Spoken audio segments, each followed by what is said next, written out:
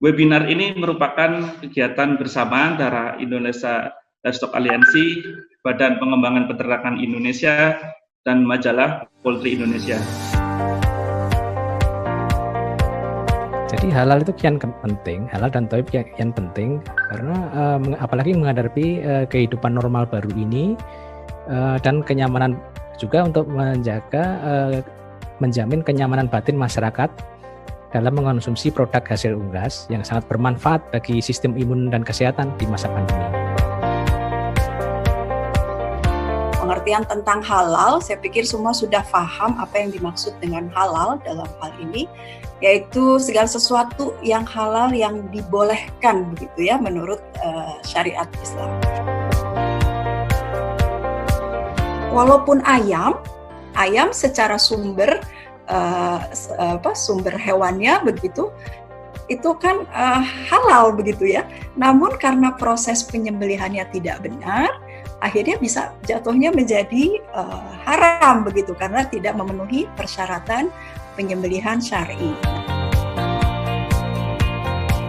Daging unggas itu hanya halal apabila sekali lagi berasal dari unggas yang disembelih secara syar'i.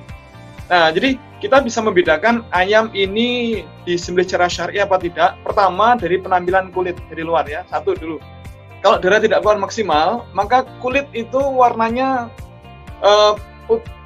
jadi bukan kuning cerah, tetap kuning muda cerah, tapi putih kebiru-biruan, karena darah nggak keluar maksimal. Jadi halal itu adalah segala objek atau kegiatan yang diizinkan untuk digunakan atau dilaksanakan dalam Islam. Sedangkan thayyib itu lebih ke bagaimana produk itu aman dan terhindar dari bakteri, bersih, serta menyehatkan dan bermutu.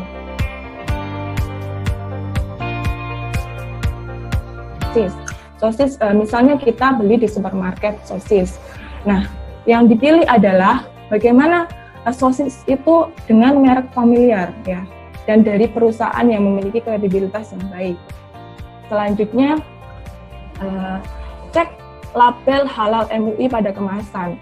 Apabila itu ada, maka itu sudah terjamin kehalalannya.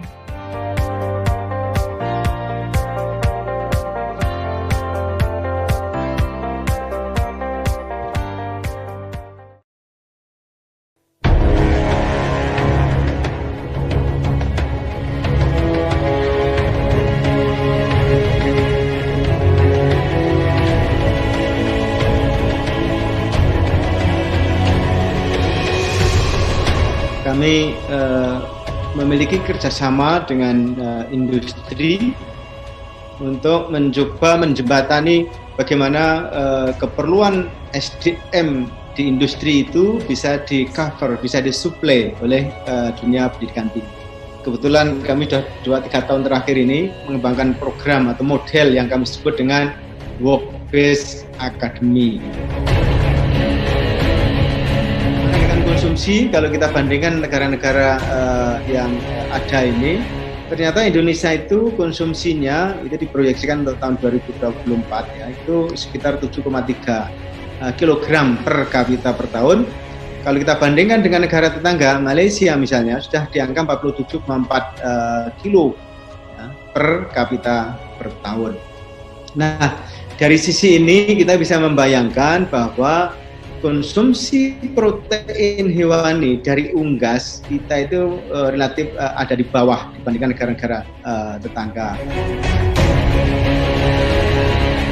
Berhasil bisa menjadi eksportir daging unggas terbesar di dunia. Nah, kalau kita telisik, kita cari informasi, ada beberapa faktor kenapa berhasil menjadi the champions untuk eksportir industri peternakan, produk-produk peternakan, daging sapi maupun daging unggas. Salah satunya adalah investasi di SDM luar biasa. Oleh karena itu, ke depan memang kalau kita ingin memanfaatkan bonus demografi, maka penyiapan SDM melalui pendidikan, keterampilan, termasuk salah satunya adalah pola-pola Work-Based Academy, memperpendek hubungan kerjasama antara dunia akademik dan dunia industri, itu akan membantu menyiapkan mereka lebih baik lagi.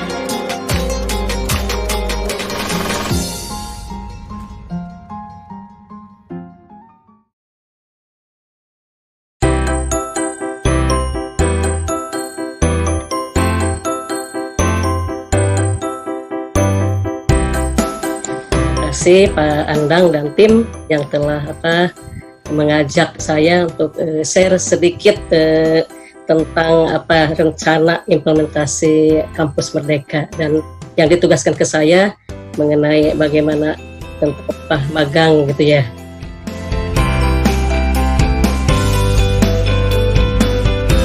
Yang jelas di sini peran kami dosen adalah sebagai penggerak, dan tadi seperti yang dikatakan Prof. Budi ada kita program studi harus memfasilitasi pembelajaran yang diinginkan mahasiswa.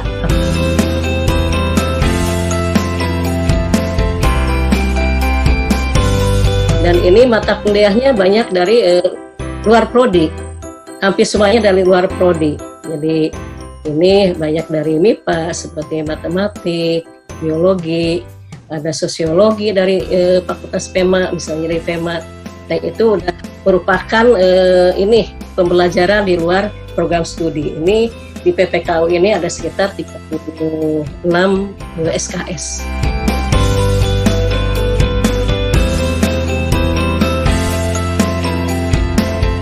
Dan ini yang praktik lapang 3 SKS ini cikal bakal dari tadi untuk magang 20 SKS. Kayak dielaborasi tadi kegiatannya apalagi.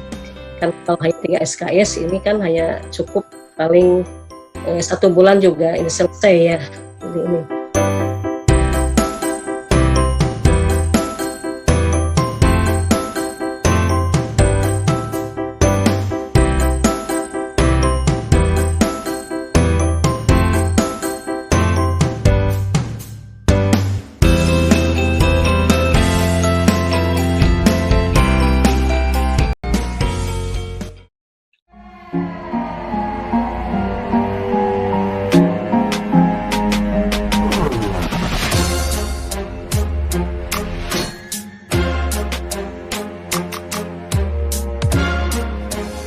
Jadi kelenjar pencernaan yang terbesar dalam tubuh ayam broiler itu adalah hati.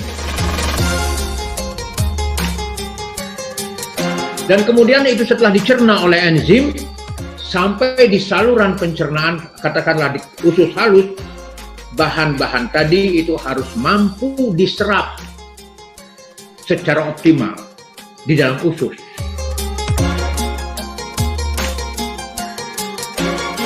Di lapangan saya melihat kadang-kadang pemberian probiotik atau bakteri ini dalam kondisi tertentu itu bisa diberikan, tentu ada pertimbangannya. Namun saya sering melihat pemberiannya ini sepanjang hari.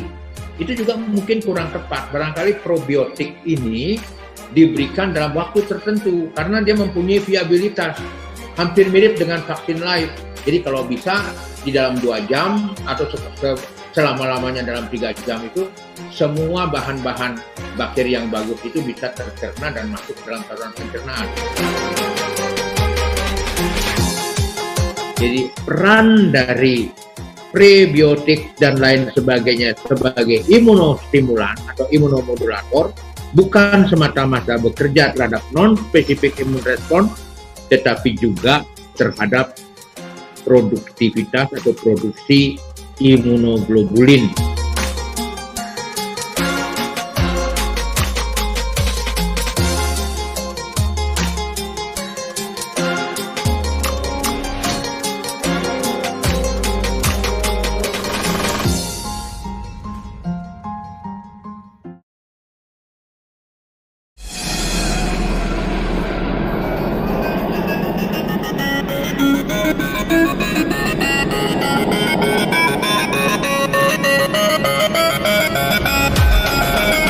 Dari satu sisi, mikroorganisme penyebab penyakit, bagaimana kita bisa tekan jumlahnya, populasinya. Kondisi inilah yang mendasari bahwa ayam ya itu akan sehat. Kalau kita mungkin sedikit komunikasikan dengan masalah pandemi corona sekarang, saya pikir sangat pas sekali ya.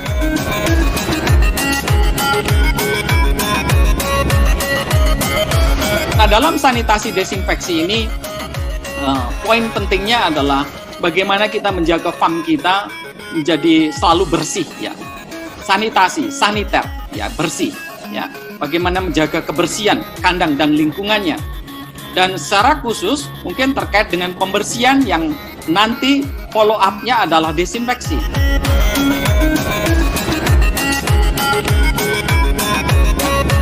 Apakah vaksin ataukah mikroorganisme yang ini mempunyai proteksi silang yang baik di antara strain misalnya.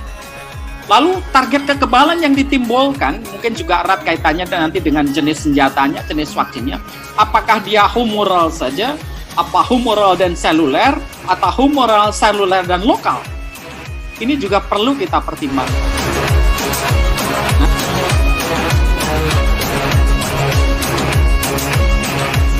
Nah, data ini juga penting untuk home base titer sebagai acuan kita yang kita kembangkan nanti di dalam farm untuk melihat apakah kalau titer home base-nya berapa, yang standarnya berapa, kita bisa monitoring, bisa lihat kalau terjadi ledakan-ledakannya sehingga oh ini ada masalah gitu. Lalu poin pentingnya adalah uniformity titer. Jadi itu gambaran uniformity-nya itu yang juga penting sehingga memang tadi apakah sampel size-nya memenuhi untuk bisa melihat bahwa itu.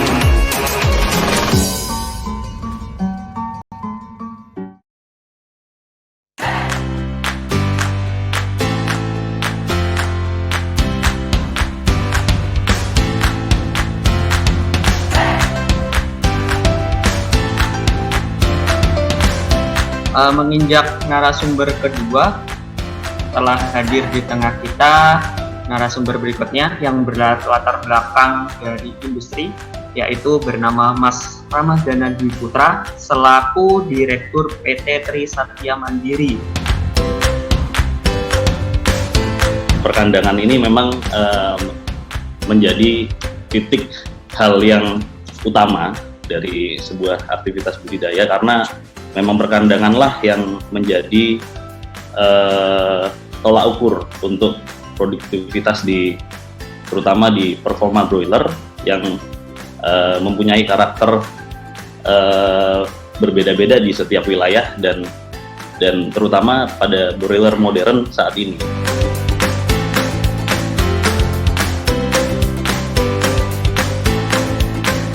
Jadi pemeliharaan dalam proses satu periode di broiler modern itu hanya membutuhkan waktu sekitar 28 sampai maksimal 35 hari. Sangat berbeda jauh dari karakter broiler klasik yang sudah kita lalui.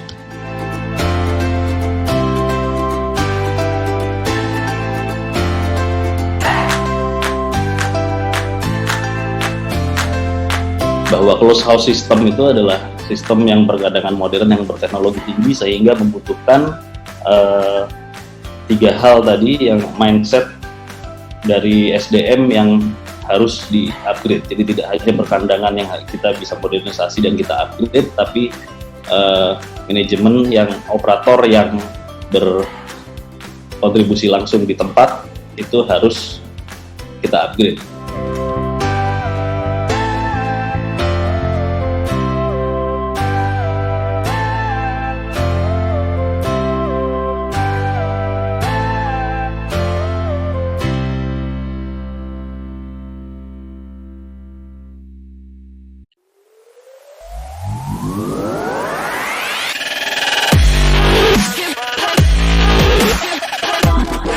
Kita akan segera menuju ke narasumber berikutnya.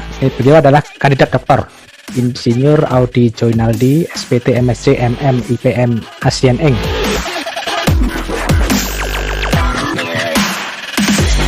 Kalau kita lihat kondisi logistik DOC pada saat ini, kita tahu tadi Pak Luki sudah menyinggung bahwasanya kita archipelagic countries, negara archipelago atau negara kepulauan.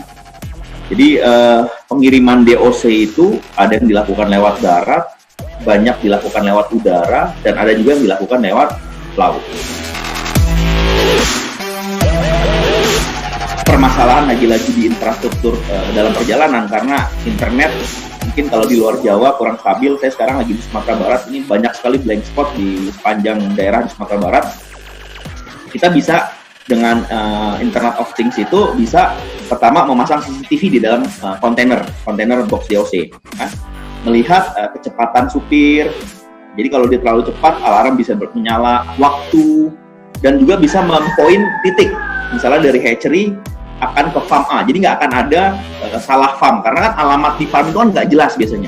Oh, habis pohon kelapa belok kiri gitu, karena masuk biasanya, itu kan biasanya nggak jelas gitu. Tapi kita bisa pinpoint maksudnya di sini lokasi betulnya. Jadi kita bisa betul-betul mengukur berapa lama sih dari hatchery ini sebenarnya nyampai ke kandang peternak yang dituju.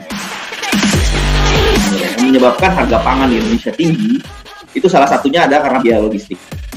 Kenapa harga pangan di Bangkok lebih murah jauh dibanding di Jakarta? Itu juga karena biaya logistik.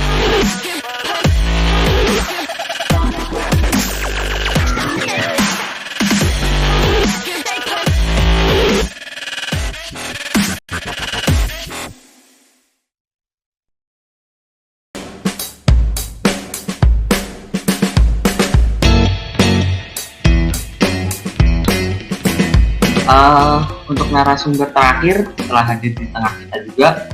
Beliau merupakan pebisnis. Beliau lahir di Yogyakarta tanggal 16 April 1976. Bernama lengkap Hendry B. Prabowo.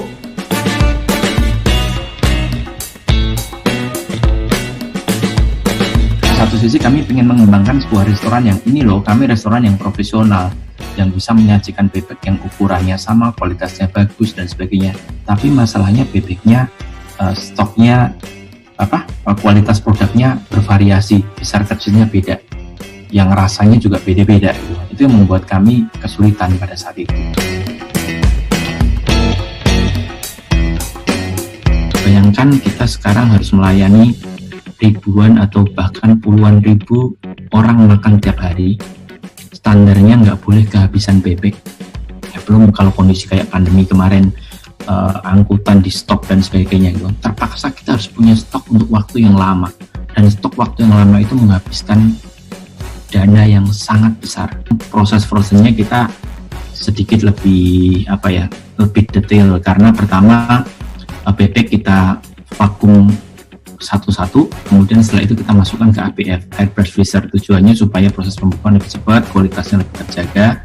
Kemudian setelah itu kita jaga suhunya selalu harus di minus 20 gitu ya. Jadi itu yang membuat kami berani menjamin bahwa bebek kami bertahan lebih lama, kualitasnya juga tidak berkurang.